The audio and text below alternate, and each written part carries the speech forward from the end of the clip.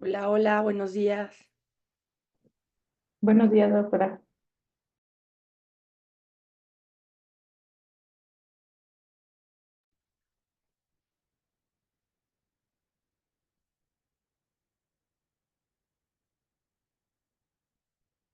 Vamos a esperar un par de minutitos más. Andrei, ¿andas por aquí?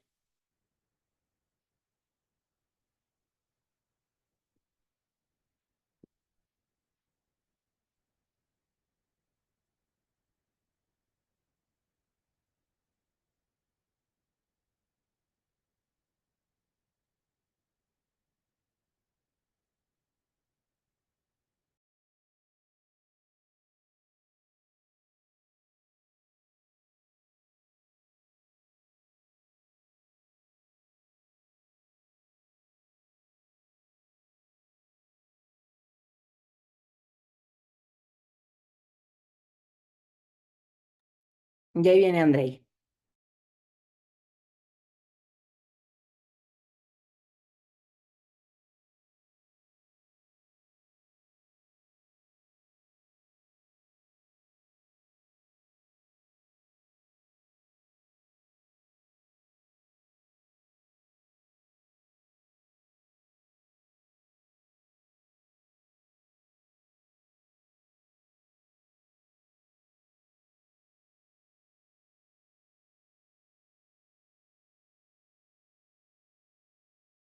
Hola, hola, buenos días. Hola, Marce. Perdón, se me atravesaron cosas. Buenos días. No worries. Buenos días. Andrei, ¿quieres empezar con la introducción? Claro, dame un segundo.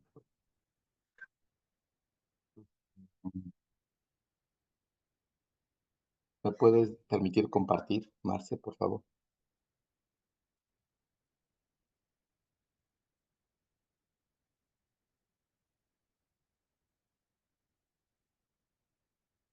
Yo no soy el anfitrión. Me dice el uso compartido no está activado. Puedes solicitar el uso compartido de varios presentadores. Eh, Ah, ¿Será Ivy? esta coordinación. Sí, ahorita le comento a Ivo. Voy. Sí.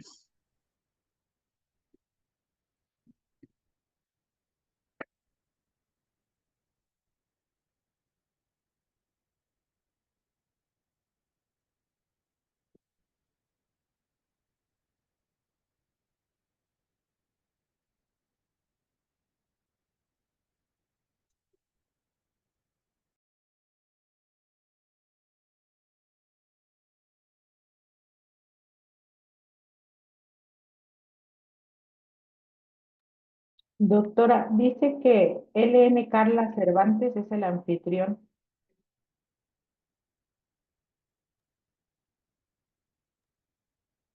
Hola, Eh, Carla. Carla, ¿estás por Hola, ahí? hola, buenos días. Hola, hola. ¿Podrías darnos la opción de compartir a todos, porfis? Ah, como le pongo varios participantes. Abajo hay una flechita que dice compartir. Ajá. Debe de aparecer tal vez otra más pequeñita a un lado que dé como más opciones y debe de estar la opción de permitir compartir a todos. Ok. A ver, creo que ahí ya le puse, no sé si salió algo. A ver. Sí, ya se puede. Ok. Muchas gracias. Listo, Andrei. Sí, de nada.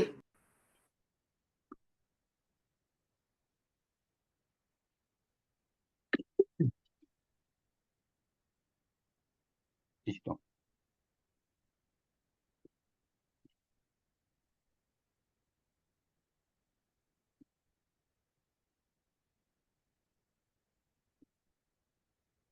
Bien.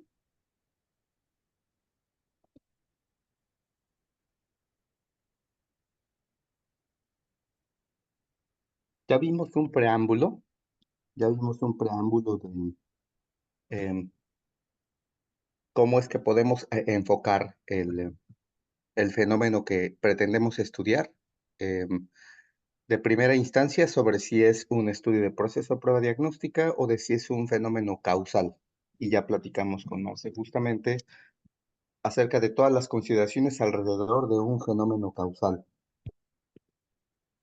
Ahora, el enfoque que metodológicamente se le puede dar a cómo nos posicionamos respecto a ese fenómeno, en qué orden estudiarlo en la cronología, y qué relación buscar con esas variables que queremos explicar dentro de un fenómeno, pues eso nos lleva a diseñar distintas maneras de explicar esa realidad.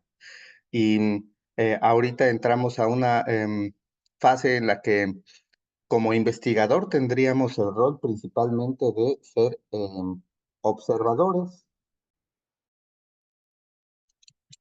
De eso va la información que les compartimos. Ay, no me veo. ¿Sí me veo o no me veo? Ah, ya. Sí, sí se ve. Hay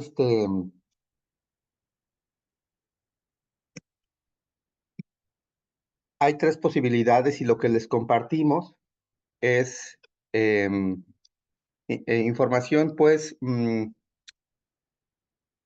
preliminar pero suficiente en cuanto a entender, ¿no? Esto de cuándo se llama un estudio de cohortes, cuándo es un estudio de casos y de controles o cuándo tenemos una intención llamada estudios de prevalencia, transversales o encuestas, es decir, cuando hacemos solamente un vistazo al fenómeno que estamos estudiando. Y ya vimos ahí también que dependiendo de cuán instrumentado está este propósito de estudiar la realidad, de describirla, de explicarla, pues se denomina así, cortes, casos y controles y encuestas. Y en este cuadro pretendemos comparar someramente que observamos que son longitudinales los estudios en la medida que hay varios momentos de intervención, como en las cortes, casos y controles, a diferencia de los transversales, que la temporalidad en cuanto al tiempo, al momento en el que sucede el fenómeno y uno, eso, en tiempo real sigue en paralelo al fenómeno, es prolectivo. Si el fenómeno ya sucedió y uno va a los medios de registro de información, como el expediente clínico, a recoger la información en retrospectiva, decíamos, si uno compara los elementos o variables que considera como dependientes, independientes o como estado basal y desenlace, em, y si uno los compara o simplemente los describe, Em, y bueno, este cuadro pretende concentrar toda esta información y al final en la vía de salida, es decir, en qué términos explicamos lo que encontramos, pues en la última columna es que está esta referencia de que en los estudios de corte se ocupa principalmente la referencia de las incidencias como un estimador, em, o las proporciones de lo que encontramos en los casos y controles, o la prevalencia, que son porcentajes de ocurrencia del fenómeno. Entonces, esta es una tablita de resumen de todo lo que ya tuvieron oportunidad de revisar. Y en la sesión de hoy, junto con Marce, vamos a trabajar básicamente con la información que ustedes hayan podido estructurar de sus proyectos, es decir, cómo bautizaron a sus proyectos, qué orden darle, y de ahí partir para hacer el ejercicio de reacomodar esa explicación que quisiéramos darle al diseño arquitectónico para darnos cuenta que es el investigador el que al final decide cuál es la forma más adecuada, con menos probabilidad de riesgo de error, de fallar en la explicación de la realidad. Esto, por ejemplo, doctora Flor, ¿a qué le recuerda este diseño arquitectónico de esos tres de los que estamos hablando? Al de causalidad. Es un O, fenómeno de causalidad, pero de los tres, observacional, casos y ok, controles y casos y corte, controles. transversal. Expuestos no expuestos sería cohorte. Esto parece una cohorte, ¿no? Ah, Explicado porque es un fenómeno que es medido varias veces, que va del estado basal, es decir, las causas a los efectos. Una maniobra de exposición o no exposición es la que permite en varios momentos valorar la evolución de los sujetos hacia dos salidas, presente en su desenlace o ausente. Digo, es una forma muy gruesa de explicar una cohorte, pero aquí el elemento tiempo y repetición de las mediciones o del trabajo del observador es lo que define esta anatomía. Vemos que hay un modo retrospectivo de estudiar una cohorte que es longitudinal, pero que en lo retrospectivo surge ahí un poco la confusión se parece a un casos y controles. En lo retrospectivo, una cohorte se reconstruye esa línea de tiempo, pero uno se va de todas maneras al estado basal y trata de explicar por los medios de registro cómo es que se llegó a esa definición de un desenlace. Eso es una corte que se reconstruye en el tiempo o se sigue en tiempo real, a diferencia de este que es el de casos y controles, ¿no? En el que es evidente ya para el investigador y en los medios de registro que el desenlace ha sucedido en los sujetos de interés y que allí el gran desafío es que ese desenlace que uno asume o explica con todos los elementos de causalidad que pueda reunir, que la exposición o no exposición a un factor fue uno de los elementos más importantes para precipitar ese desenlace. Y entonces busca otro grupo de referencia que al reconstruir su nicho de exposición explicaría en cierta forma este desenlace. Esa parte que está punteada del nicho de exposición es aquella en la que uno se sumerge a las posibilidades y que no siempre tiene la precisión, la certeza, de que la causalidad esté del todo explicada. Por eso, en la información que ustedes revisaron acerca de las ventajas y desventajas, pues es que em, allí es la selva de los sesgos, ¿no? Es decir, es eh, muy probable que uno pueda establecer asociaciones espurias, em, porque no todas las veces en los nichos de exposición se puede documentar si los sujetos que uno toma como controles, que son aquellos que no tuvieron el desenlace, pero que podrían haber estado expuestos o no expuestos en cierta proporción en un nicho semejante, si no es que el mismo de donde provienen los desenlaces, eh, haya podido cursar por la misma historia, ¿no? Y entonces uno hace esa comparación, esa diferenciación y trata de explicar lo que le pasó a ese sujeto que ya está con el desenlace, al compararlo con una variante muy parecida, un sujeto muy semejante, pero sin el desenlace, y es siempre retrospectivo. Este esquema es lo que aclara. Y en el video que les compartimos de los estudios, este, ¿quién más está con nosotros? Ah, no alcanzo a ver el mosaiquito. Sí, doctor José, que también nos acompañas habitualmente. Doctor José, Hola, digo, buenos días. ya, ya es lo último que queda, ¿no? Es lo transversal. ¿Cómo es que nos recuerdas, ayúdanos a repasar qué representa esta imagen del esquema de un estudio transversal o de prevalencia? Sí, pues lo que entiendo es que es como una fotografía. Entonces, en la imagen de arriba, el estado basal, la maniobra y el desenlace están presentes al mismo tiempo de la observación. Y por eso está bueno, el círculo adentro del cuadro y el cuadro dentro del círculo del estado basal. Es, Y así es. Y pues es es una perspectiva la axial, ¿no? perspectiva. Ujú. Así es. Así es. Entonces, pues eso nos permite hacer ciertas inferencias, nada más. No podemos establecer con certeza la temporalidad de los eventos. Exacto, y de alguna forma es compromiso del investigador el que sí haya cierto orden cronológico, ¿no? Si bien en la Ujú. panorámica se ven los tres, uno no puede desde su perspectiva decir si sucedieron antes o después en el tiempo. Sin embargo, en una explicación longitudinal de los sucesos, sí tendría que haber sucedido primero la maniobra y después el desenlace. O sea, uno tiene que poder explicar eso, por ejemplo, en el marco teórico. Ujú. Porque si es al revés, como la segunda barrita que apareció, en la que el desenlace sucede antes de la maniobra, pues es cuando uno corre el riesgo de establecer asociaciones espurias. O sea, todos los jugadores deben salir en la foto, pero debieron llegar en un orden lógico, en un orden que explique el fenómeno de causalidad. Eso lo debe saber uno cuando va a tomar la foto porque sabe que ya todos los elementos sucedieron.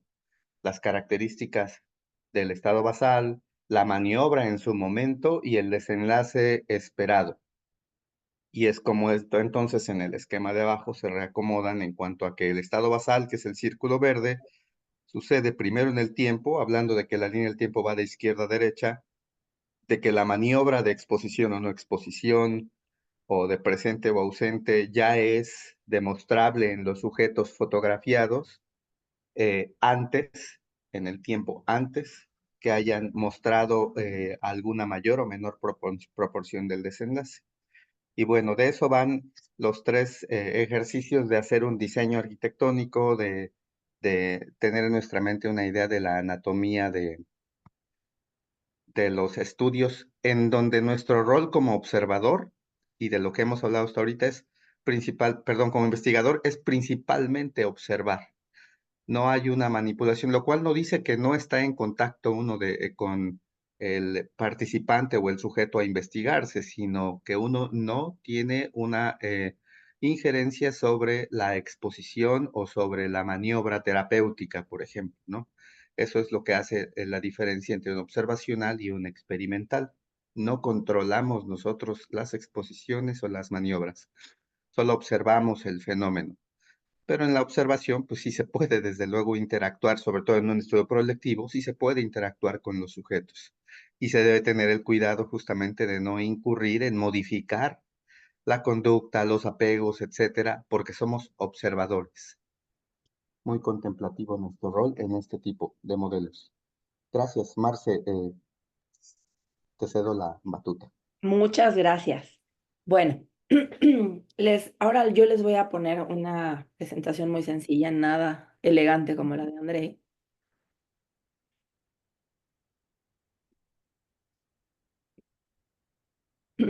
A ver, me parece que ya se puede ver, ¿no?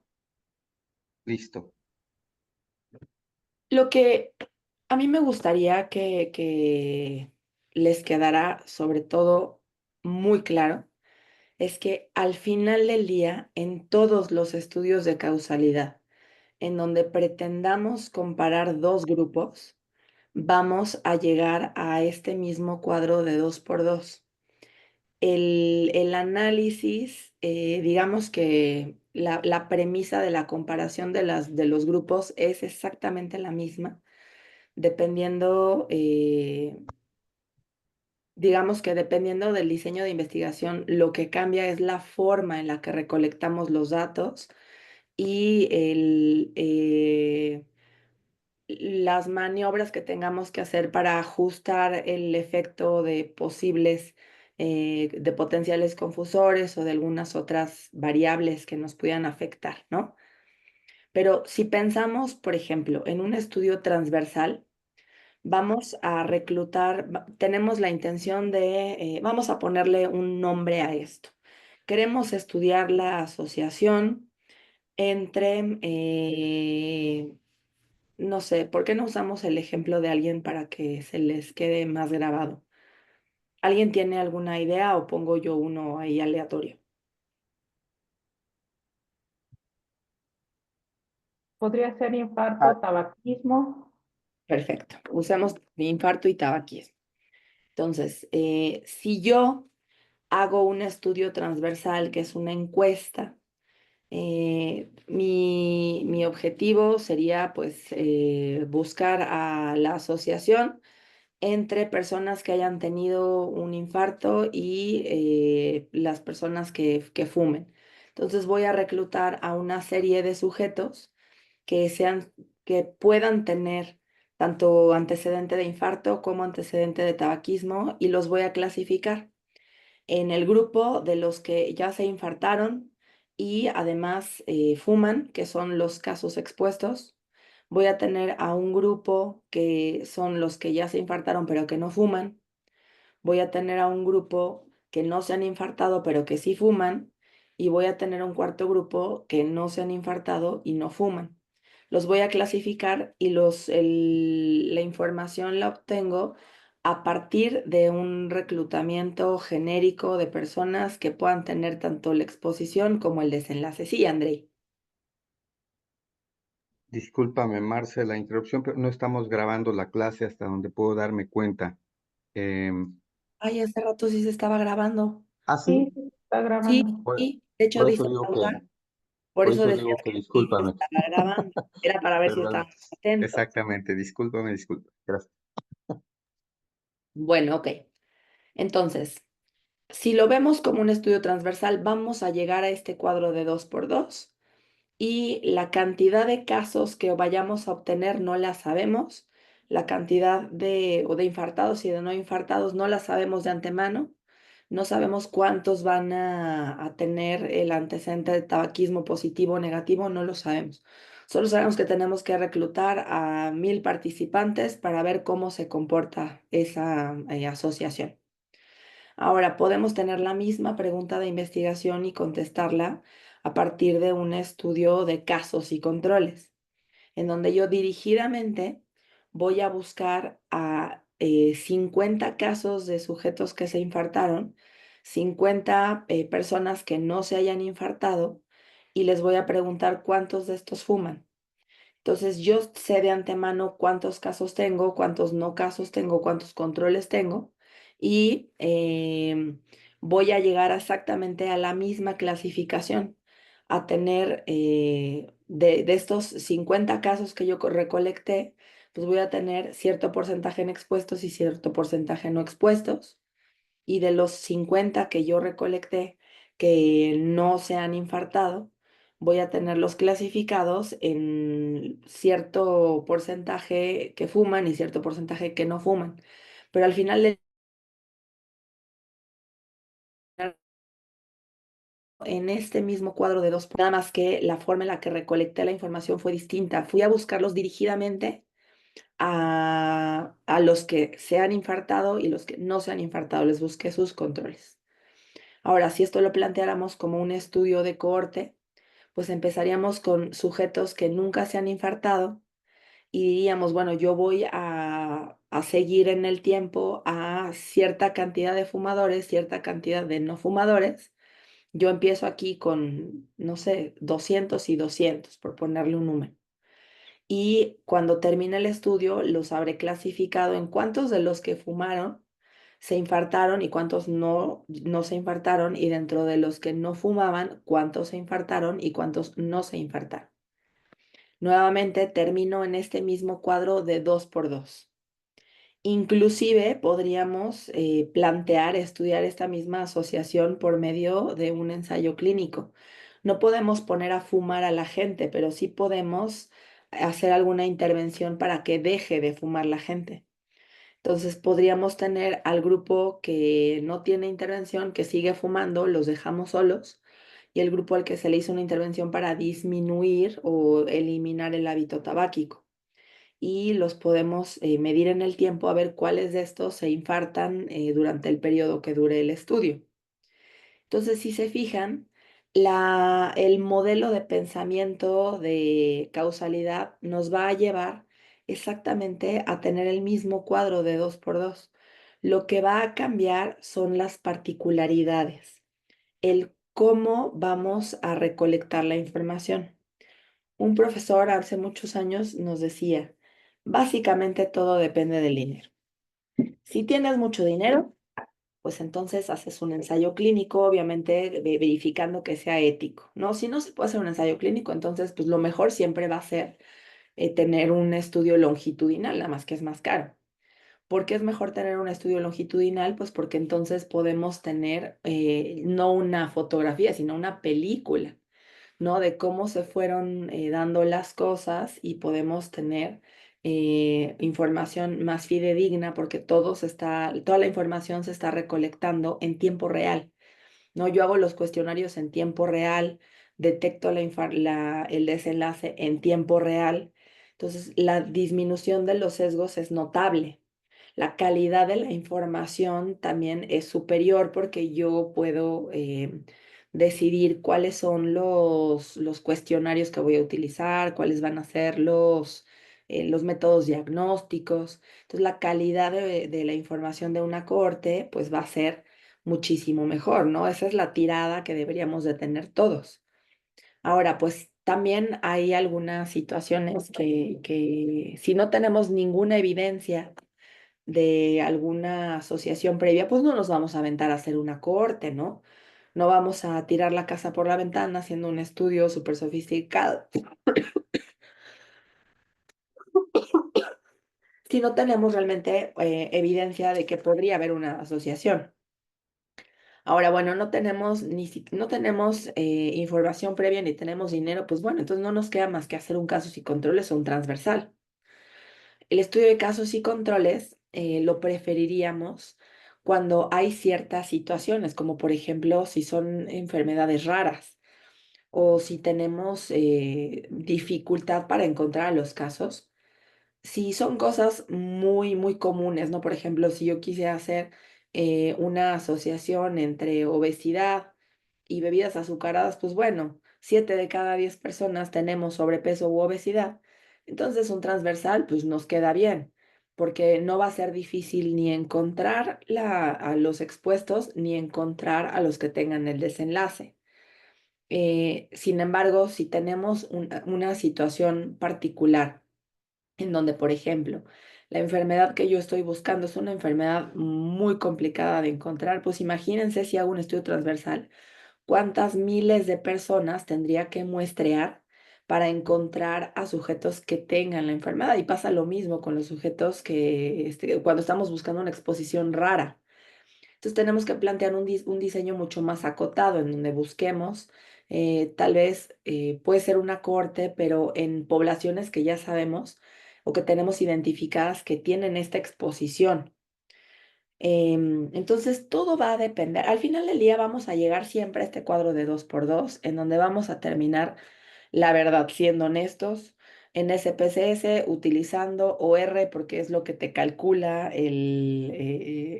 una regresión.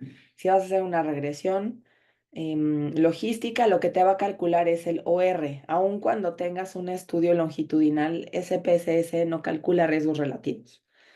Entonces vamos a terminar de todos modos utilizando un OR. ¿No? Obviamente hay análisis más sofisticados como podríamos hacer un modelo de Cox, que bueno, para eso sí necesitamos tener una información longitudinal. Digamos que hay maneras de hacer análisis más sofisticados. Ese no es el objetivo de esta clase, sino que entiendan como la premisa de que lo único que cambia es la forma en la que recolectamos los datos, pero la manera en la que vamos a ver el fenómeno de causalidad va a ser exactamente igual, independientemente de si es un estudio transversal o de casos y controles o una cohorte.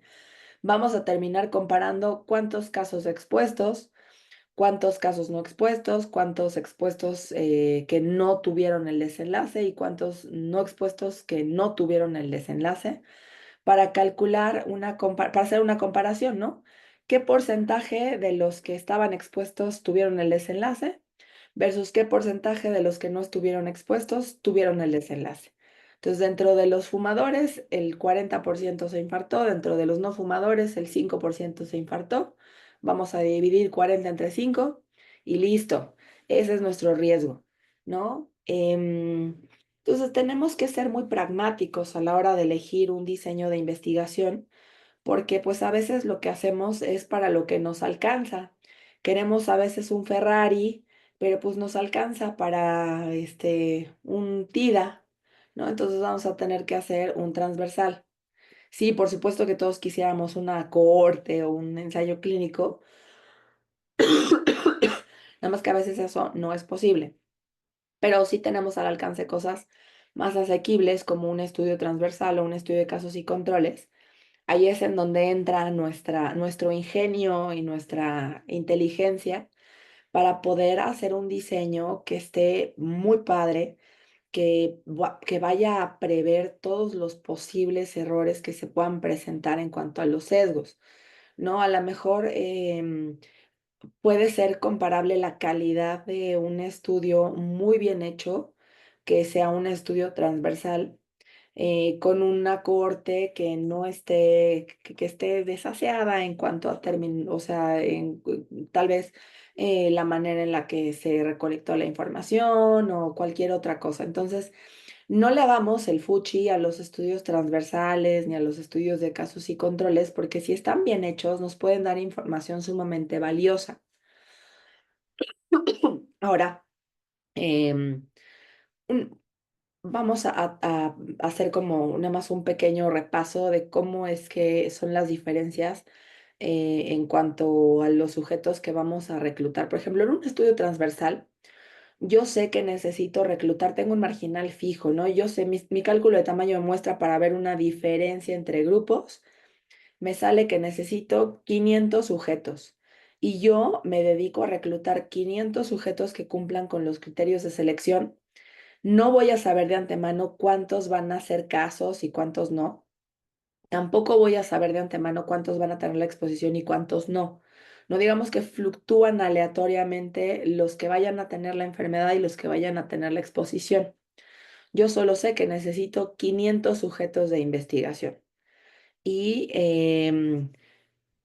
a diferencia de un estudio de corte en donde yo ya sé cuántos expuestos y cuántos no expuestos necesito.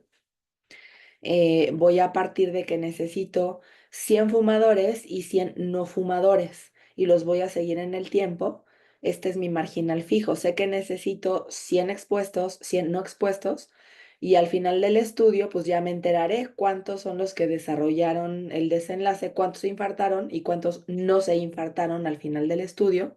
Estos pues van a fluctuar, no sabemos, no podemos tener una bola mágica para adivinar cuántos vamos a tener, pero sí sabemos cuántos expuestos y cuántos no expuestos necesitamos.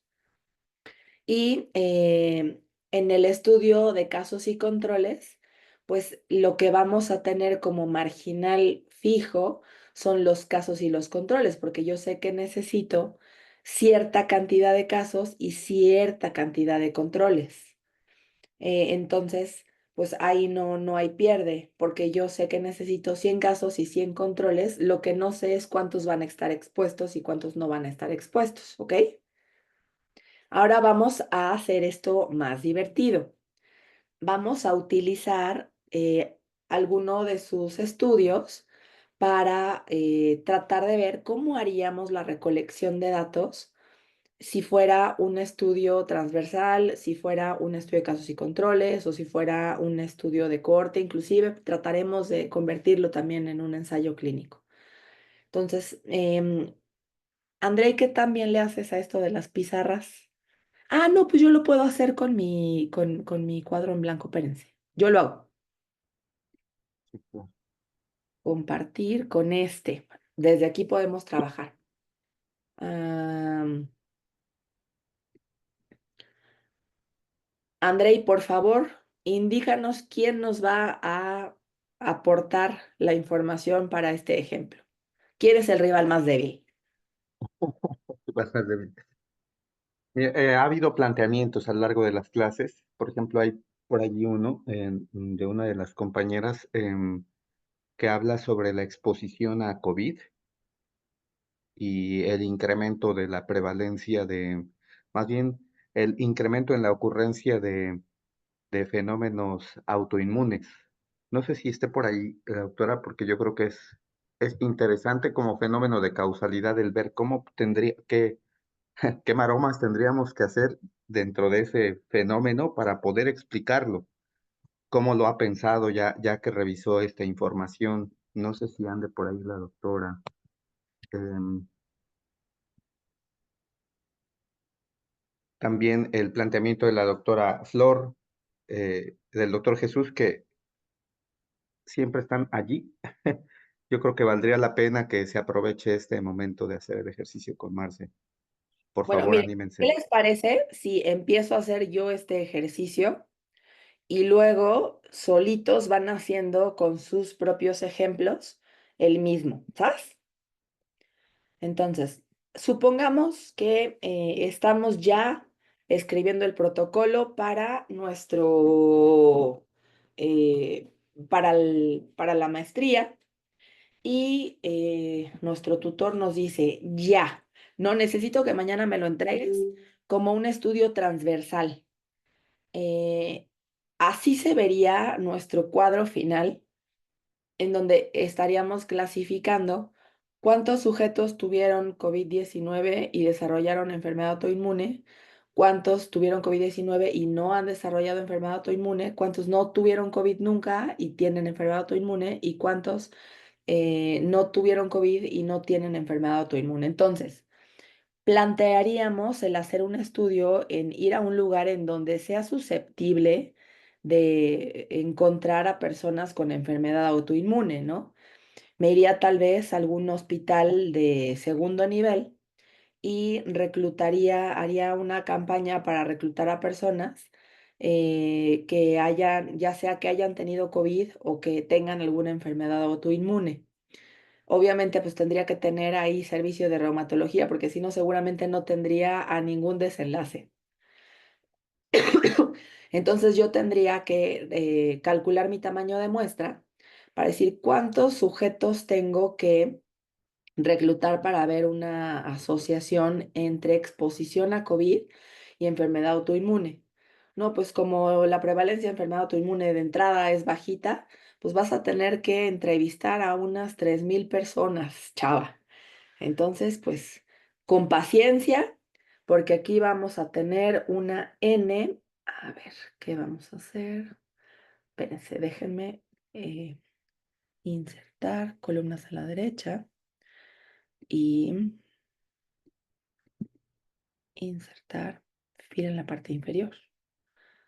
Entonces, pues yo necesito un montón de gente para poder ver esta asociación porque la enfermedad autoinmune, pues no es que te los encuentres cada esquina, ¿no? Pues el tamaño de muestra me sale que necesito una N de 3,000.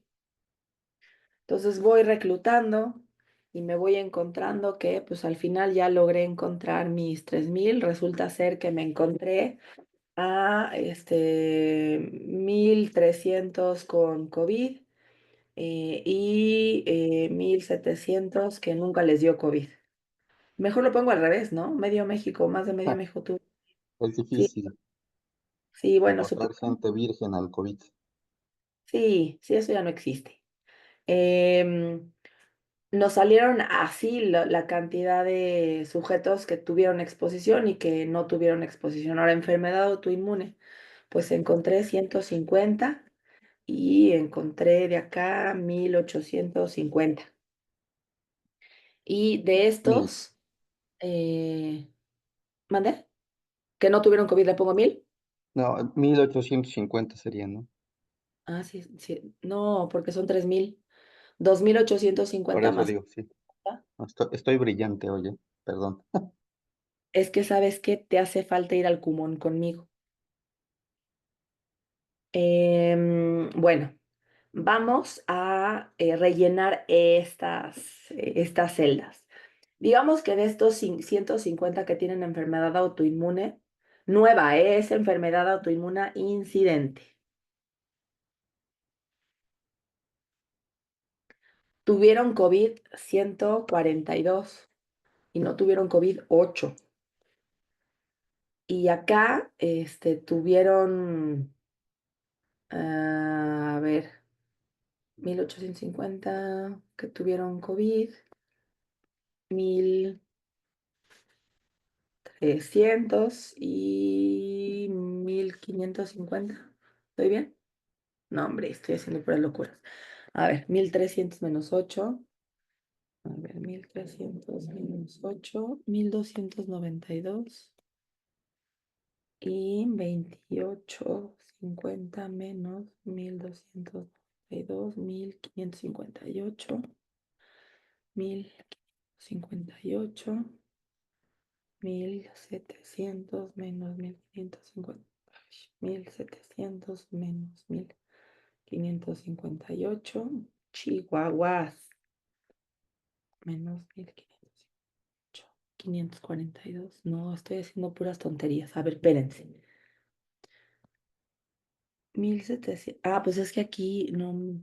2000, sí, son 3000. 1700 menos 142. 1558, ok. 150. 3000 menos 2850. Eh,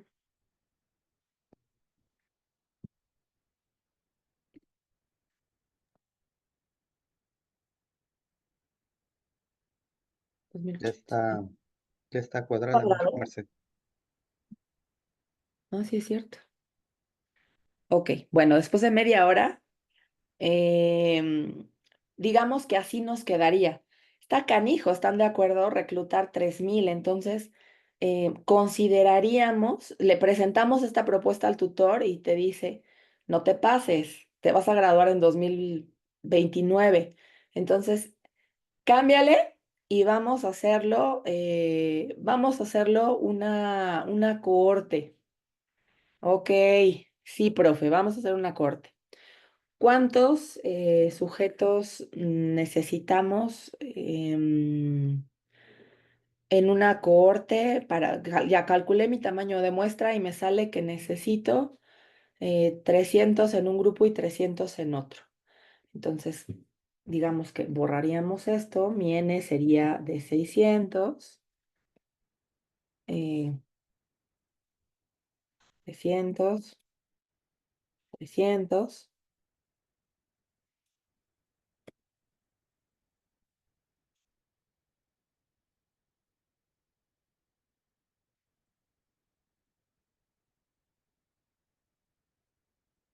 Y empezamos con 300 sujetos que tuvieron COVID, 300 sujetos que no tuvieron COVID, que no tienen enfermedad autoinmune. Exageré, aquí necesitaríamos muchísimos más. Nos va a pedir como 60,000. ¿Estás de acuerdo? Una corte para encontrar, o vamos a dejarlo en 6,000. 3,000 y 3,000. Entonces, le hicimos caso al tutor y nos dijo, haz una corte. Pues bueno, yo calculé mi tamaño de muestra y para encontrar casos nuevos de enfermedad No, autoinmune, pues también tengo que seguir un montón de gente, ¿no? Entonces, pues me salió el cálculo de tamaño de muestra que necesito 3,000 sujetos con COVID y 3,000 sujetos sin COVID para encontrar a 150 que tengan enfermedad autoinmune. 150, que a ver cómo se reparten aquí, ¿no? Y si en enfermedad autoinmune, pues tendríamos a 5,850 y veríamos a lo largo, al final del estudio, pues cómo se repartieron aquí, cuántos tuvieron de la exposición, etcétera, etcétera, ¿ok? Entonces, se lo presentamos al tutor y nos dice, no, bueno, salió peor. ¿Cómo? Ahora teníamos 3000 y ahora con corte 6000. No, no manches, esto no va a funcionar. No, pues ¿sabes qué? Ahora aviéntate como si fuera casos y controles, porque no nos alcanza. Entonces decimos, ok, para ver una diferencia entre casos y controles, necesitaríamos alrededor de 150 sujetos y borramos estos.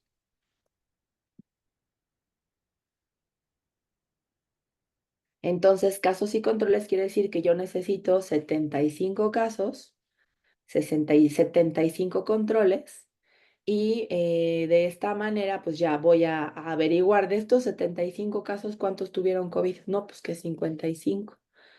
Y de estos, ¿qué será? 42. Y no COVID, pues el restante, ¿no? Aquí tenemos 20 y tenemos 75, 42, 52, 62, 72, 23, ¿cierto? Y aquí tenemos 43 y aquí tenemos 97. En la Ya casilla llegamos D, en la casilla D irían 33. a 33.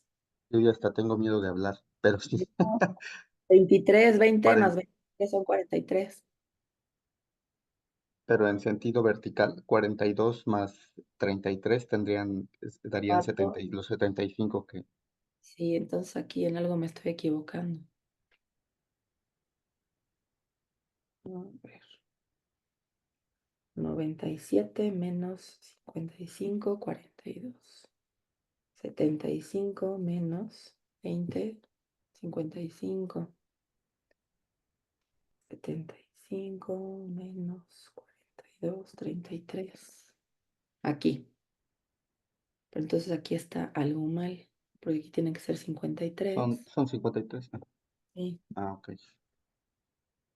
5. Ah, sí, claro, porque 7 y 3, 10, ya se convierten en los 100. Muy bien, ya lo logramos, ¿ven? También hay que saber sumar para hacer investigación. Es súper importante saber sumar y restar. Entonces, una vez que ya sabemos sumar y restar, ya podemos hacer el diseño de investigación. Entonces, pues ya llegamos con el tutor y le decimos, pues yo creo que un transversal y una corte, pues no nos da la vida, no nos alcanza el dinero, entonces vamos a hacer un estudio de casos y controles y vámonos directo a Reuma y vamos a invitar a 70 sujetos que hayan desarrollado enfermedad autoinmune en el último año, y buscamos a 75 controles de la población y averiguamos cuántos tuvieron COVID y cuántos no tuvieron COVID. Y miren, llegamos al final a rellenar exactamente el mismo cuadro. Estamos contestando la misma pregunta de investigación. Lo único que cambió es cómo voy a recolectar esos datos, pero el análisis lo voy a hacer de igual manera. Obviamente, cada diseño pues tiene ventajas y desventajas y tiene sus limitaciones, ¿no? Yo no voy a poder decir cuál es la incidencia de enfermedad autoinmune en mi estudio, pues porque yo la decidí de antemano. Yo decidí que la incidencia era el 50% porque estoy buscando 50 casos, 50% de casos y 50 casos, 50% de controles. Lo único que puedo decir es cuál es la prevalencia de la exposición, eso sí puedo decir.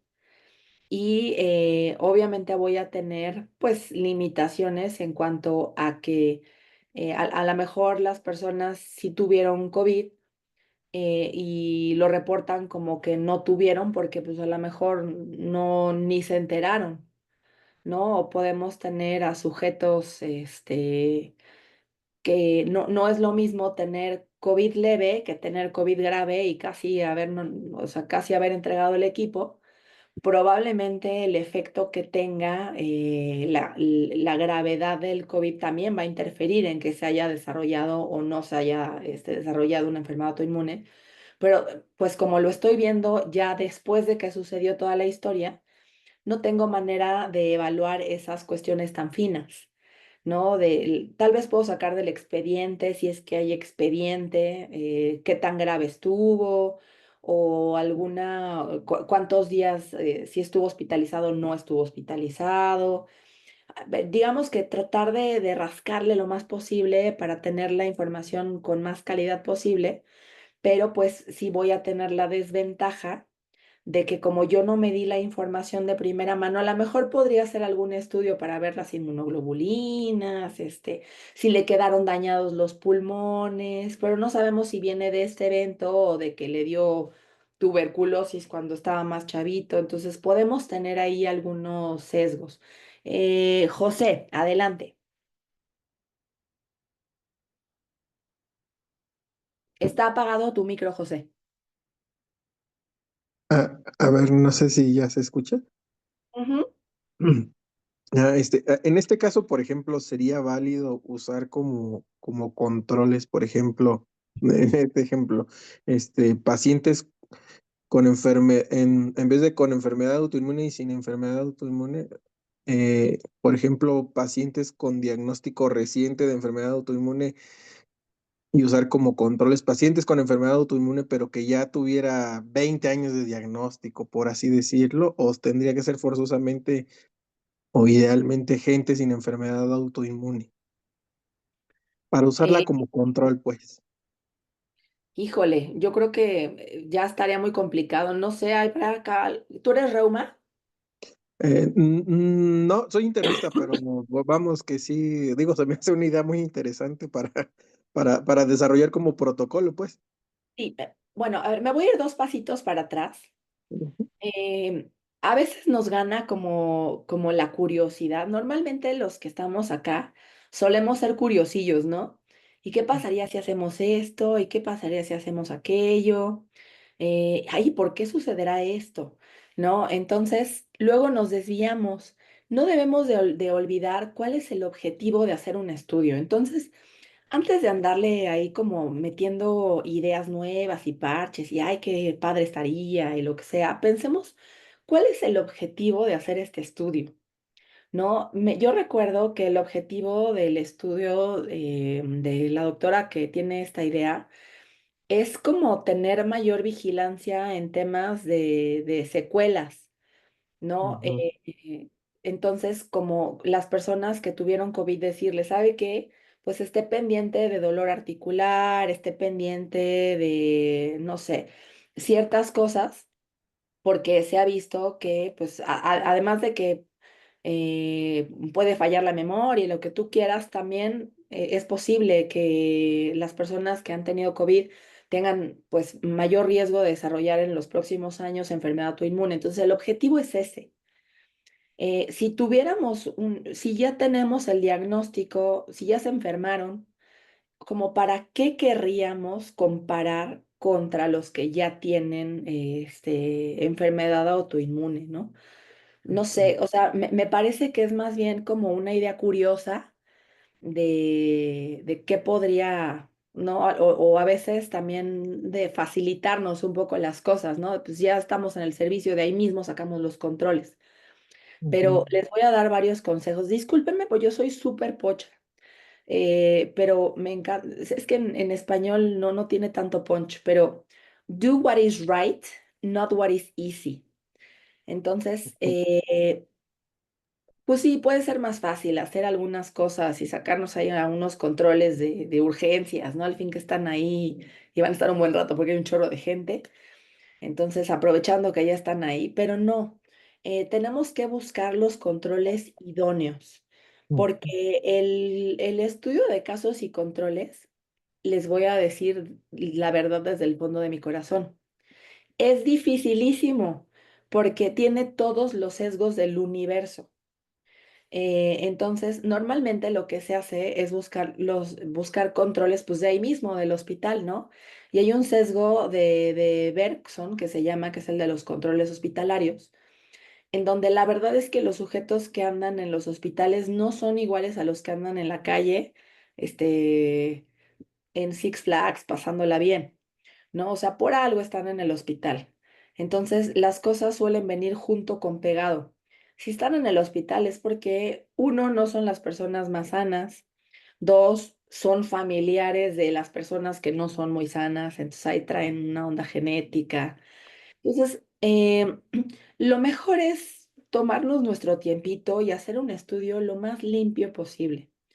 Em, Solo que tengamos una duda genuina, o sea, que tenga una razón de ser, el por qué quiero comparar los casos prevalentes con los casos incidentes. A lo mejor veo que los casos nuevos vienen más canijos, ¿no? Se están complicando horrible y los prepandemia, pues se comportan más o menos igual que siempre, pero los nuevos, pues ahora están haciendo unos brotes bien locos y están comportándose de manera típica. Ah, entonces sí, veamos si aquí hay algo, ¿no?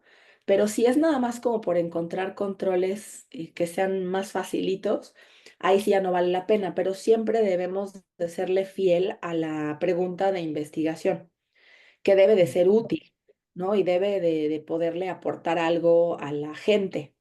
O sea, sí está muy padre rellenar nuestra curiosidad, pero mejor pues hay que leer ficción o alguna cosa, si es para entretenernos, hay otras maneras.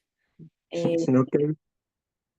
Y uno entonces idealmente tampoco sacar los controles de ahí mismo del hospital, o sea, debe tratar de ser personas sanas, pues, lo 100%. ideal es que los controles sean de base poblacional. Eso Ujú. es lo ideal. Ok, gracias. Adelante, Andrei. Y en el esquema, doctor José, en el esquema decíamos, ¿no? Que lo ideal es ir al nicho de exposición, que es de donde tendría que provenir el sujeto y que en la historia natural de la enfermedad, por alguna razón, diferenciados en esa exposición, se decantaron como eh, casos, incidentes o no. Y es lo difícil justamente, ¿no? Ir allá, porque pues esto ya sucedió mucho más en el pasado respecto a cuando ya tuvieron oportunidad de ser detectados como casos. La dificultad. Pero ese es el nicho de exposición al que uno tendría que buscar y habitualmente no es donde coinciden para atender su enfermedad, mucho Ujú. menos en un hospital de referencia, ¿no? Que llegan de distintas demarcaciones geográficas además. La dificultad que no tendría uno que ser negligente a eso, que por conveniencia busque sujetos de proximidad semejantes en sexo, en edad, en complexión, pues sí, pero son momentos presentes distintos al momento de exposición, distintos al arranque de la historia natural de su enfermedad, que es lo que uno tendría que buscar. Ok, ok, gracias. La doctora Flor también tiene algo que comentar. Gracias, doctora. Sí, yo, por ejemplo, yo trabajo en urgencias. Para mí sería un poquito difícil encontrar sujetos sanos. Entonces, lo que estoy buscando son sujetos libres del desenlace. En este caso, mi estudio mi estado basal son pacientes con sangrado de tubo digestivo alto y mi desenlace es el que requiera de un tratamiento intrahospitalario, o sea que necesiten de transfusión, que necesiten de tratamiento endoscópico o que pues obviamente pues fallezcan o que necesiten tratamiento quirúrgico. Entonces, digamos que encontrar personas sanas sí me sería un poquito difícil. Lo que estoy buscando son personas libres de ese desenlace. Hay pacientes que llegan con un tubo digestivo, pero unos necesitan tratamiento y otros no necesitan tratamiento. Ok, entonces el desenlace es que requiera tratamiento hospitalario. Sí,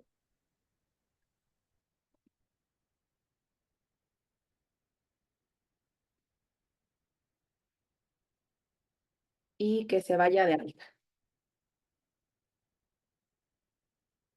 Ok, entonces vamos a trabajar con este ejemplo. Pero como a mí ya me duele mucho la garganta, Andrei nos va a hacer favor de dirigir este ejemplo con la doctora Flor. nada más ahí, doctora, en lo de, yo no podía hacerlos como expuestos o no expuestos, porque mi estado basal son todos los pacientes con sangrado de tubo digestivo. Ok, Eh, Entran todos los de sangrado de tubo digestivo y de ahí se van a dos vertientes. Una, que sí requieran tratamiento hospitalario y otras que se puedan ir de manera ambulatoria.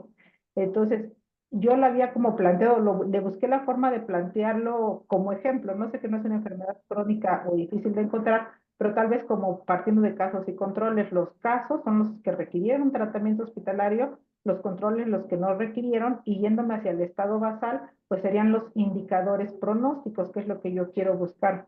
No sé si cabría el término factores de riesgo, porque ya son personas enfermas y los factores de riesgo son características que son en sanos de desarrollar una enfermedad y los pronósticos son en los enfermos. Entonces yo le había puesto indicadores pronósticos en el contexto de sangrado de tubo digestivo, de requerir tratamiento intrahospitalario.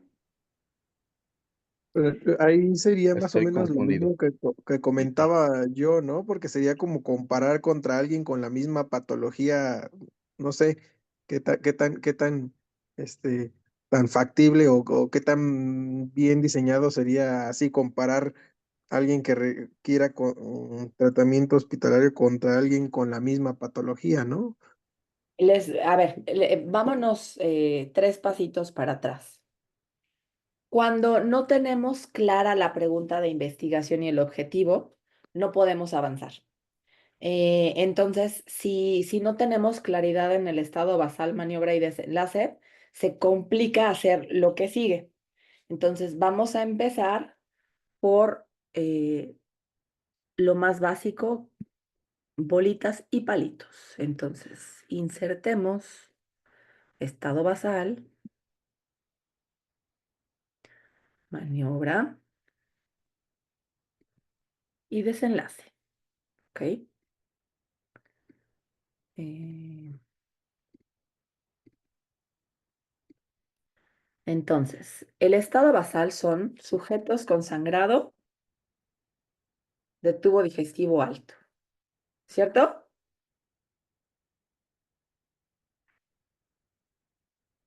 ¿Estoy bien? Sí, doctora. Ok. Ahora, ¿el desenlace cuál es? El desenlace son bueno, los que requieran tratamiento intrahospitalario. Hospitalización. Sí, déjame la hospitalización. Pero es quedarse o no quedarse en hospital, ese va a ser el desenlace.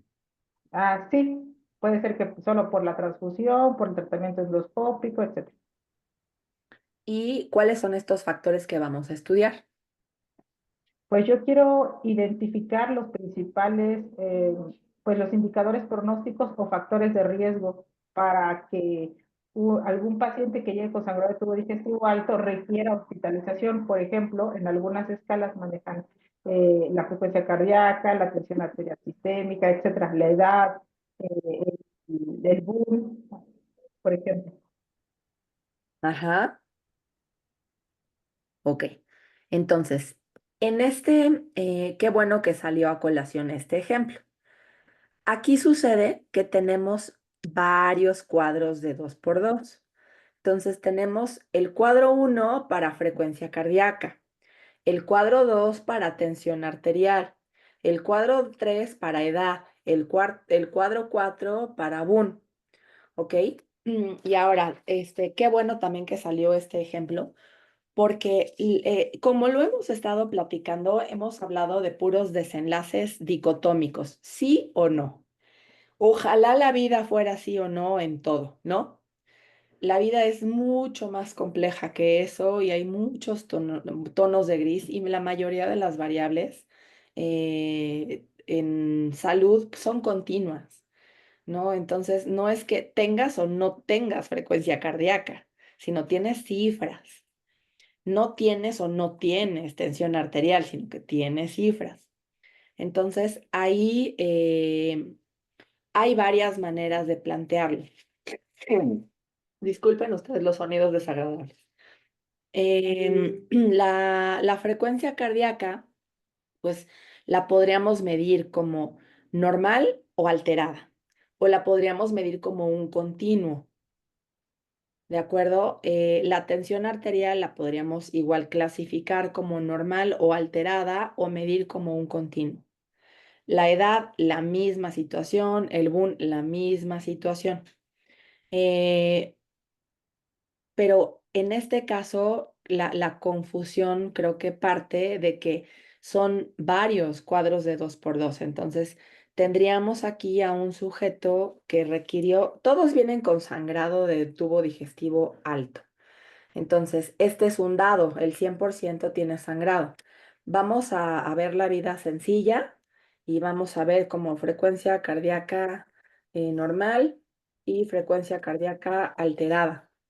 De estos habrá algunos que requieran hospitalización, habrá algunos que se vayan de alta, ¿de acuerdo? Y calcularemos, voy Así a es. hacer aquí sencillo, de los que tuvieron frecuencia cardíaca normal, el 80% se fueron de alta y de los que tuvieron, el 80% se fueron de alta y los que tuvieron frecuencia cardíaca alterada, el 60% se quedaron hospitalizados. Entonces hacemos la comparación y ¿Cuál es? tenemos un riesgo para cada uno de estos factores.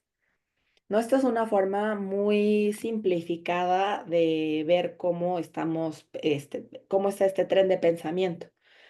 Lo más probable es que no haríamos a lo mejor un sí o no. A lo mejor nos interesa ver qué tanto es tantito. Lo haríamos como por clasificaciones, ¿no? Arriba de tanto, y los clasificaríamos en 3 categorías. Eso ya, esas particularidades se plantearían a lo largo del desarrollo de la metodología. Y haríamos lo mismo para la tensión arterial. Sí, adelante, Andrei. Sí, y justo allí el trabajo de la doctora Flor sería buscar de esos elementos el o los más relevantes, ¿no? O los más integrativos. Por ejemplo, la tensión arterial, pues te integra a su vez frecuencia cardíaca. Desde mi punto de vista es más potente fisiopatológicamente para explicar un fenómeno de descompensación o choque, ¿no? Que la taquicardia. Em, y ser cuidadoso del momento en el que va, digo, ahora que lo está describiendo así Marce, que es clarísimo, dejarnos ver que cada factor tendrá que ser escudriñado en individual, como cuánto vale en el riesgo para precipitar el que se hospitalice o no el sujeto, buscar el momento ideal para fotografiar hipotenso, no hipotenso, o taquicárdico, no taquicárdico, y que cuál foto incluye más elementos, si lo pensáramos como un transversal, ¿no? Más elementos que caractericen a aquel sujeto que tiene toda la cara de que se va a quedar o tiene toda la cara de que no se va a quedar.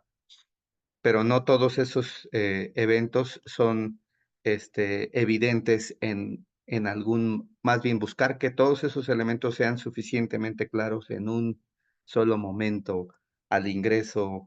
Es distinto si se está descompensando o no. Es realmente complejo tomar una fotografía, por ejemplo, que deje ver todos los momentos, así que habría que buscar de todos esos posibles factores, ¿cuál es el más explicativo o cuál es el conjunto más simplificado, pero a la vez explicativo del riesgo de quedarse o no en la hospitalización? Pensándolo como un transversal, la verdad son variables muy escurridizas, porque cambian momento a momento.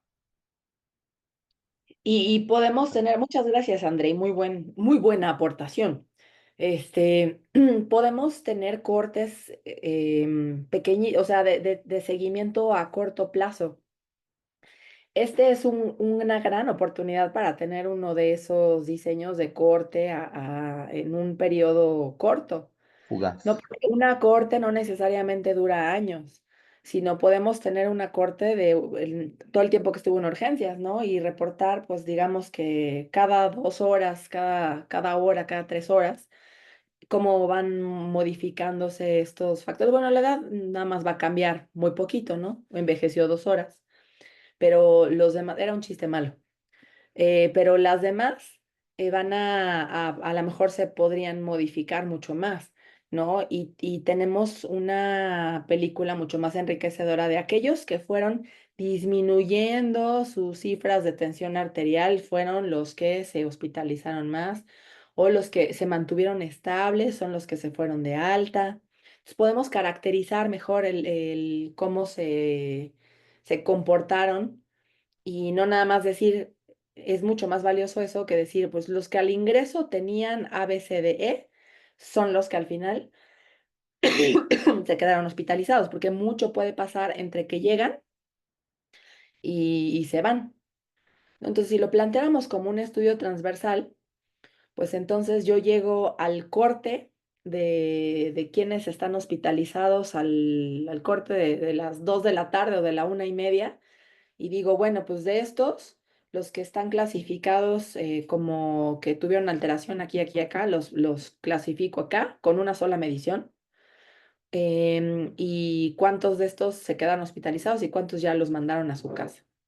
No es una fotografía, o puedo hacer un estudio de casos y controles y voy a buscar a los que hospitalizaron y busco en el expediente a los que se fueron de alta y recojo toda esta información, ¿no? Ese sería un estudio de casos y controles. O podría ser una cohorte en donde yo recluto a todos los sujetos que llegan, que llegan con sangrado de tubo digestivo alto y los empiezo a caracterizar. Cuántos tienen cifras altas, bajas, etcétera, etcétera. Y veo al final de su estancia en urgencias cuántos los mandaron a piso y cuántos los mandaron a su casa. Y estoy llenando el mismo cuadro de 2x2, contestando la misma pregunta de investigación. Lo que cambia es cómo voy a recolectar esa información, ¿no? Aquí, a todas luces, pues lo ideal es la cohorte. Sí, Andrei, adelante. Perdón, es que a Ángeles y a mí nos daba comezón que 80 más 60 es 140. En el Ah, chat dejó es la que- pregunta de si se puede. No, obviamente ahí tenemos un error, pero espero que lo que no, haya pero quedado claro es que las proporciones son complementarias, pero sí, es que esta no no es es que una nunca suma. se puede manejar arriba de. Esta no es una suma. Este es el porcentaje de sujetos hospitalizados que tenían la frecuencia cardíaca normal. O sea, del 100% de los que tuvieron normal, el 80% se fueron a piso y del 100% de los que tenían la frecuencia cardíaca alterada, el 60% se fueron a piso. O al revés, más bien se fueron a casa. Esta no es una suma. Esta ya, El error era de columna, ¿no? sí, es que No, no estos de son suma. totales. Sí, no, es que estas no son ni columnas ni sumas, nada más porque no tuve dónde ponerlo.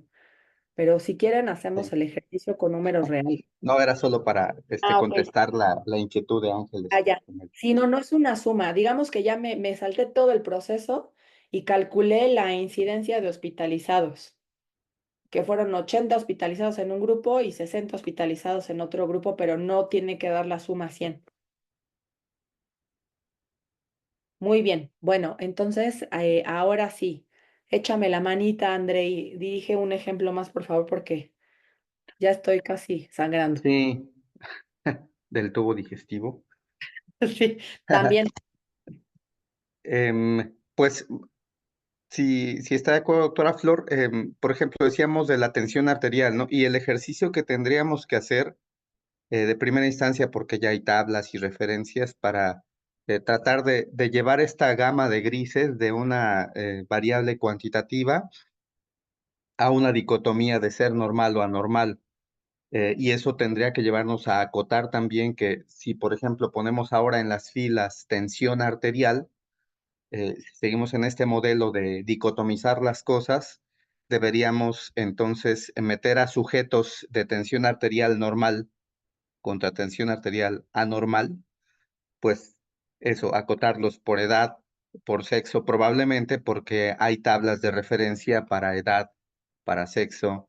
em, bueno, es una mentalidad muy pediátrica, ¿no? Pero probablemente se tendría que hacer justamente para evitar sesgos en la manera de que esas variaciones continuas e infinitas de los valores entre uno y otro milímetro de mercurio de tensión arterial queden queden resguardadas allí en la categoría de normal o anormal.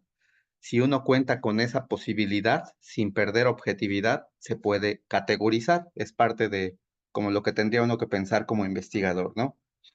Si esas dos categorías son exhaustivas en la inclusión de todos los posibles valores, es el primer ejercicio que tendríamos que hacer en otra de las variables que, de mi punto de vista, podrían ser muy definitorias, ¿no? Del riesgo de desenlazarse como quedarse en el hospital o irse.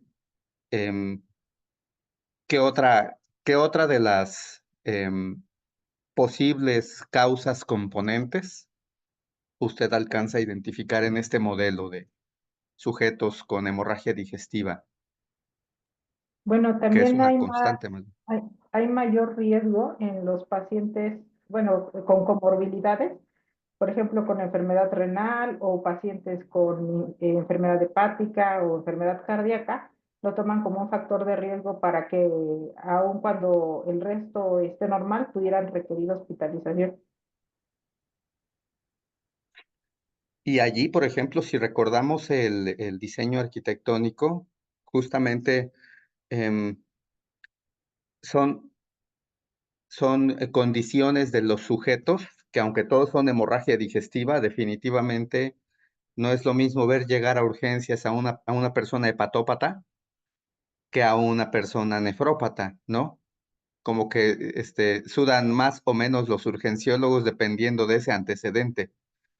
Entonces, probablemente allí justamente es establecer estratos, es decir, sí se analizarán esas características, pero a los hepatópatas en su plano y a los nefrópatas en su plano. Es decir, son condiciones que modifican el comportamiento de los sujetos y que pueden ser considerados en algo que se llama estratificación pronóstica. Es decir, sí pueden desviar el fenómeno causal hacia hospitalizarse o no por ese simple hecho, pero no ser la causa principal. Entonces, allí es decisión del investigador decir, en el estado basal voy a, y dado que los que más problemas e incertidumbre me generan son los hepatópatas, bueno, voy a decidir si es parte de mis criterios de inclusión el que sea o no sea hepatópata, o si voy a meter a todos los que sangran, porque mi preocupación e incertidumbre está en todos los que sangran, o mi preocupación e incertidumbre está en los nefrópatas, porque esos no tienen palabra, ¿no? Llegan sangrando y algo en sus características de ingreso no me deja ver todavía si voy a requerir cama para él o no. Entonces, es decisión si enfermedad renal, enfermedad cardíaca, enfermedad hepática, se traslada al estado basal o es parte de las maniobras. ¿Cómo lo plantearía una vez que he dicho esto? ¿Cómo lo acomodaría, doctora Flor? Bueno, yo lo había planteado como en la estratificación, que fuera diferente para los pacientes hepatópatas que llegan frecuentemente por sangrado de tubo digestivo, pero de origen varicial, los pacientes renales que también llegan también frecuentemente, pero ahí se altera uno de los parámetros que quiero evaluar, ¿no? Como es el BUN o el índice BUN creatinina. Entonces sí tendrían que ser como estratificándolos de esa manera, con esa enfermedad renal o enfermedad hepática, y bueno, tal vez cardíaca o sí, cardiopatías en general, pero estratificándolos. Ahora, estratificarlos le implica investigador que no se entramen, que no se traslapen. Es decir, que un hepatópata que sangra no lo haga también por el motivo por el que un nefrópata sangra o un cardiópata sangra, porque entonces ya no son estratos que se pueden diferenciar. Si hay casos que desafortunadamente de repente es que pues sí es hepatópata, pero terminó siendo también nefrópata y a su vez cardiópata, ¿no? Por la complejidad de su enfermedad. eh, y no se pueden diferenciar, entonces allí hay un riesgo de sesgo. Si son diferenciables por esas categorías fisiopatológicas, pero que al final lo que se les ve es la hemorragia digestiva y sus requerimientos de atención, eh, sí se podrían entonces considerar desde el estado basal, ¿no? Y entonces nuestra tablita de 2x2 sería esta misma que vemos aquí, pero en azul para los hepatópatas, en verde para los nefrópatas y en rojo para los cardiópatas y sus características hemodinámicas, por decirlo, de ingreso. Ese es el tipo de fotografía que tendríamos que tomar. No sé si voy en orden, Marce. Yo entiendo perfecto. Pregúntale a los que están dormidos. Chicos. Doctor, una pregunta. Por Ah, ejemplo, ahí dentro de lo que usted comentaba, que no se traslapen como enfermedad renal y hepatópatas, que a veces es frecuente, ¿no? Que desarrollen síndromes hepatorrenales. ujú. ¿A eso lo podría poner como criterios de exclusión para que no tuviera ese sesgo? Pues desde mi perspectiva, sí, en cuanto a que em, hay suma de efectos, ¿no? En el sentido causal, pues son sujetos distintos, porque esta dificultad que tiene uno de saber qué fue primero y qué afecta más es menos visible. Digo, no es porque no pueda ser explicado, al final le está sucediendo y están ahí con una hemorragia digestiva, pero ¿a qué le atribuimos? Decía Marce, traten de hacer lo más claro, ¿no? Aunque no sea tan fácil, lo más claro, que sea muy, muy distinguible la distancia entre un punto y otro de los que intentamos posicionar como causas, componentes, porque si son borrosos y pegosteosos entre sí, es imprecisa nuestra explicación entonces de la causalidad. Yo pensaría como usted, doctora Floren, que quizá esos sujetos no serían parte de este modelo de explicación. A lo mejor serían motivo de otro estudio, ¿no? Alguien pregunta aquí en el chat, y es una muy buena pregunta, si el tamaño de la muestra de la cohorte puede verse modificado en función del tiempo de estudio. Em, lo que yo quisiera decir a esta pregunta es que un poco al revés, el tiempo que vamos a tardar está en función de la muestra que tengamos que reclutar. Es decir, yo lo interpretaría un poco al revés, porque la velocidad de reclutamiento en una cohorte depende de la incidencia de los casos. Y eso no lo controla uno porque somos observadores. Los sujetos se autoasignan como sujetos con el desenlace, por ejemplo, o con la elegibilidad. Así que ese tiempo va a ser más largo o corto en la medida que el tamaño de la muestra que hemos estimado se ha alcanzado.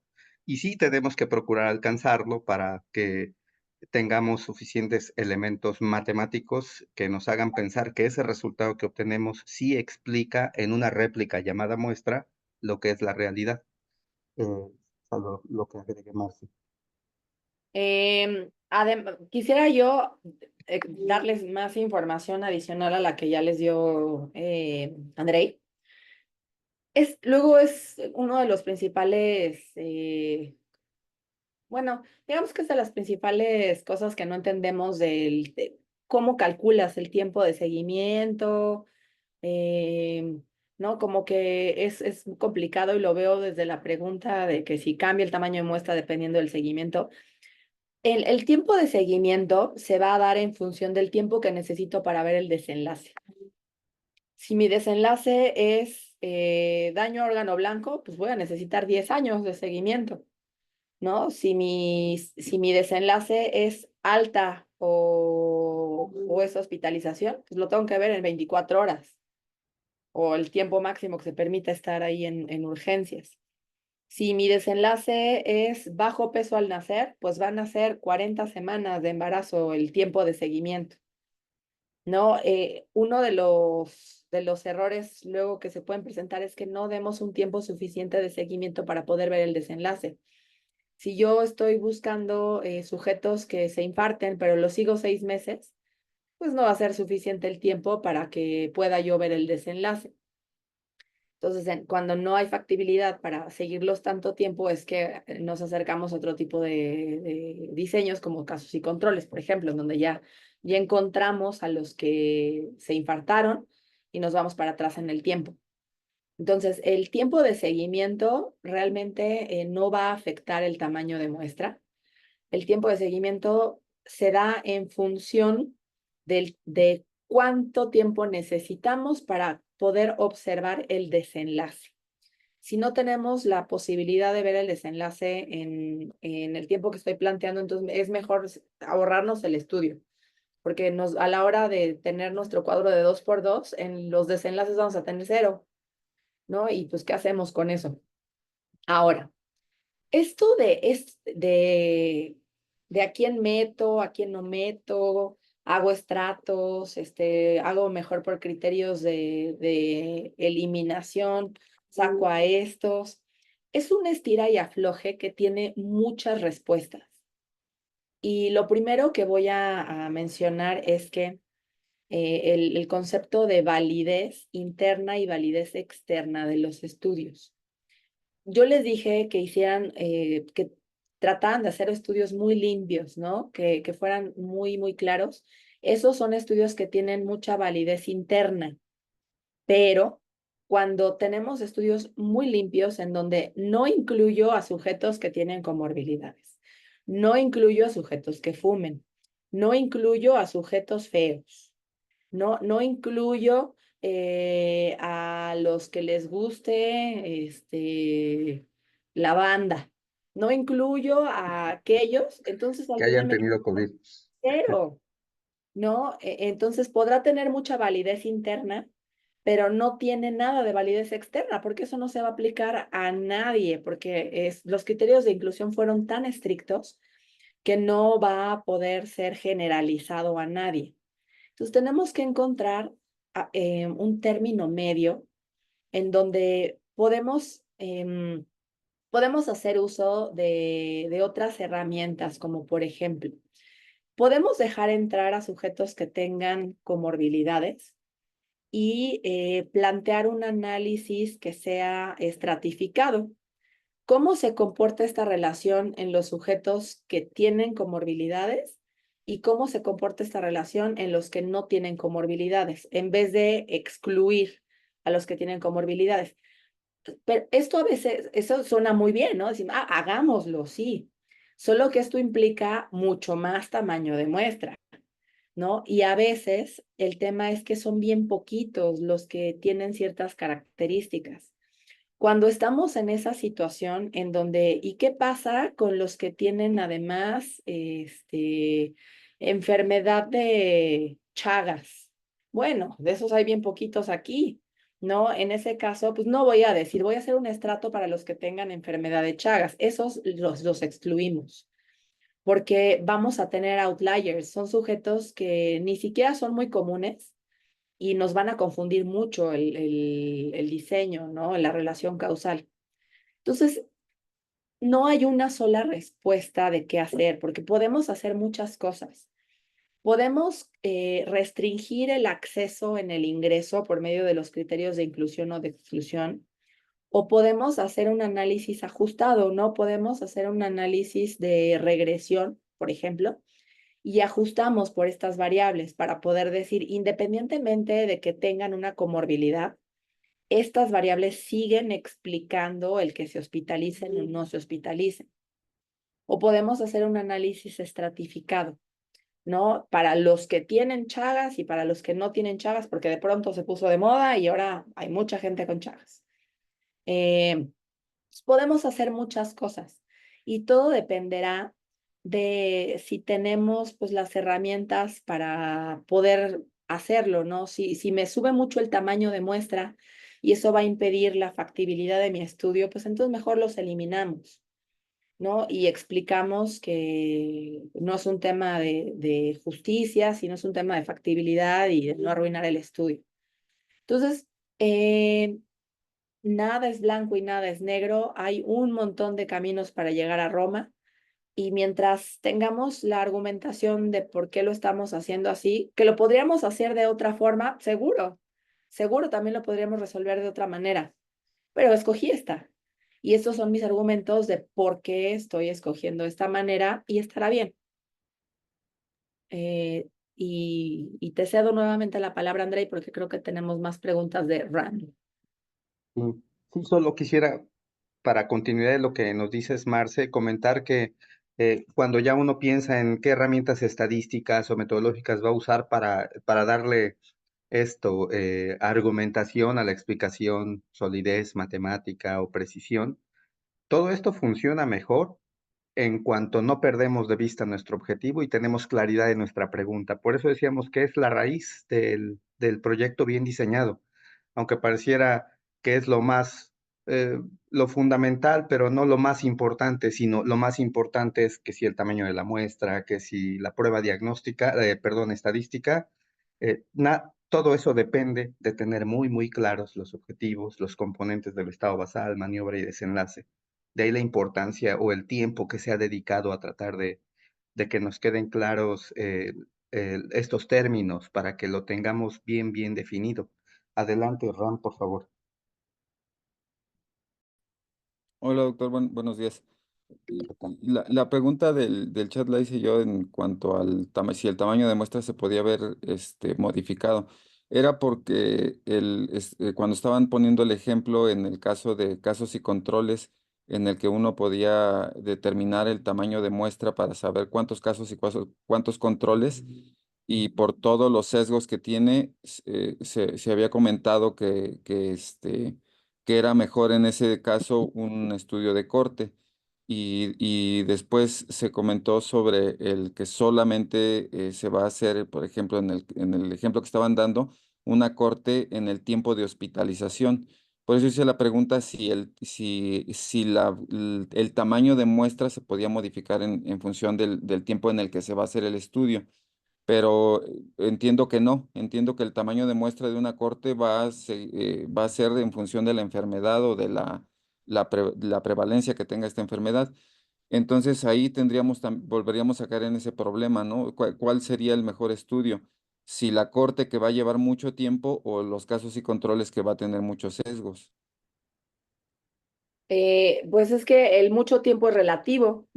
eh, no, de todo depende de cada caso. En el estudio de la doctora Flor, pues le va a llevar poquito tiempo saber. Lo ideal sería el estudio de cohorte, porque su seguimiento es cortito. Pero, por ejemplo, si nos vamos con el estudio de la otra doctora, que, por ejemplo, sería enfermedad autoinmune, ¿cuánto tiempo tendríamos que seguir a unas personas para poder ver enfermedad autoinmune? ¿No? Nos podríamos pasar la vida entera, nos morimos y nunca lo vemos. Ahí, por ser una enfermedad rara, encontraríamos más útil el estudio de casos y controles, porque ya tenemos una población identificada, no está la clínica de enfermedades autoinmunes y vamos a buscar dirigidamente a esos participantes. Pero ¿qué pasa entonces en ese caso en el que, por poner números, necesito el tiempo de seguimiento para saber si se hospitaliza o no? Sí es muy corto, pero si Ajá. nuestro tamaño de muestra sale 6,000, vamos al final a necesitar mucho tiempo para reunir ese tamaño de muestra. Sí, sí, claro.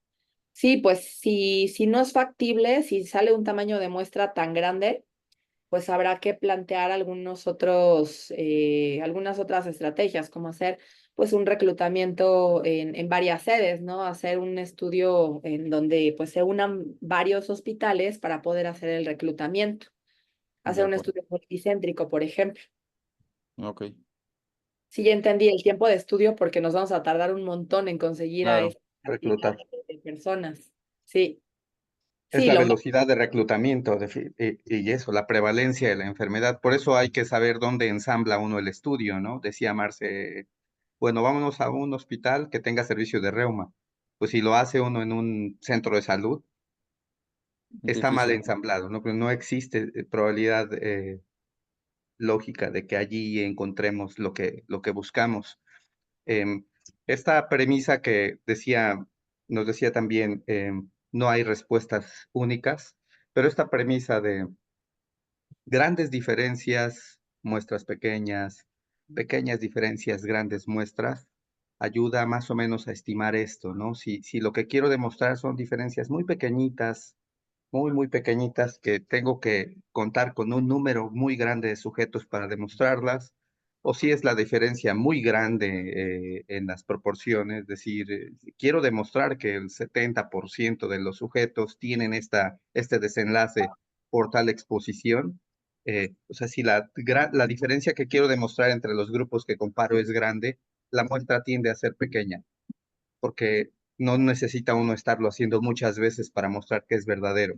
En cambio, si la Ok. muestra la diferencia es muy pequeñita, sí necesito hacerlo muchas veces para que adquiera consistencia esa pequeña diferencia que estoy tratando de diferenciar, de demostrar.